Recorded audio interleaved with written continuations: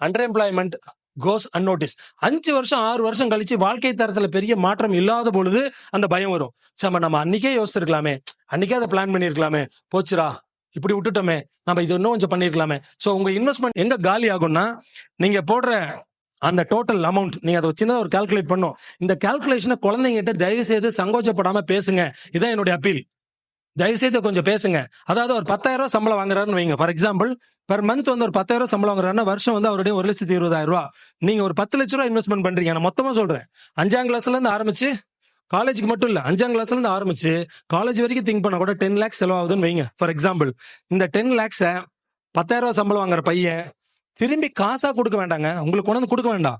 ஆனா return on investment ஒரு சின்ன கால்குலேஷன் இருக்கு இல்லையா, அப்படி போட்டீங்கன்னா 8 years 3 months. இது நான் போன வருஷம் போட்டது. அப்ராக்சிமேட்லி 20-30க்கு மேலதான் அந்த ரிட்டர்ன்ஸ் வரும். ஆச்சுங்களா? இன்கேஸ் அவர் ஒரு 25,000 rupees சேலரிக்கு போறாருன்னா அவருடைய இயர்லி சேலரி 3 lakhs. சேம் 10,000 நீங்க இன்வெஸ்ட்மெண்ட் பண்ணியிருந்தீங்கன்னா கூட அந்த ரிட்டர்ன் ஆன் இன்வெஸ்ட்மெண்ட் 3 yearsல வரும். 3 yearsல கிடைக்கும். See the progress.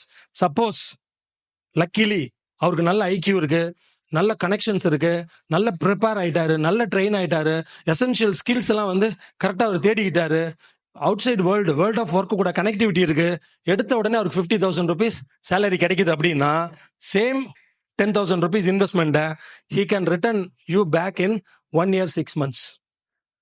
தயவுசெய்து இந்த மேத்தமேட்டிக்ஸை நீங்க கொஞ்சம் கால்குலேட் பண்ணுங்க. குழந்தைங்கிட்ட கணக்கு பேசக்கூடாதுன்னு நினைக்காதீங்க, சொல்லி காமிக்காதீங்க. உனக்கெல்லாம் செலவு பண்றதுக்குடா அப்படின்னு குற்றம் குறை சொல்லாதீங்க. அப்பா இதான்பா பண்றோம், அம்மா இதாம்மா பண்றோம்.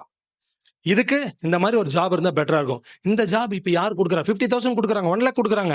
இப்ப இதை ஃபோக்கஸ் பண்ணிட்டு நீங்க அங்க நிக்காம அடுத்த கேள்வி கேட்கணும், இந்த 1 lakh யார் கொடுக்குறாங்க, எதுக்காக கொடுக்குறாங்க? இந்த 2 கேள்விக்காக இந்த கணக்கை போடுங்க ப்ளீஸ். இது மாதிரியான வேல்யூபிள் கான்டென்ட்க்கு பேஜை ஃபாலோ பண்ணுங்க.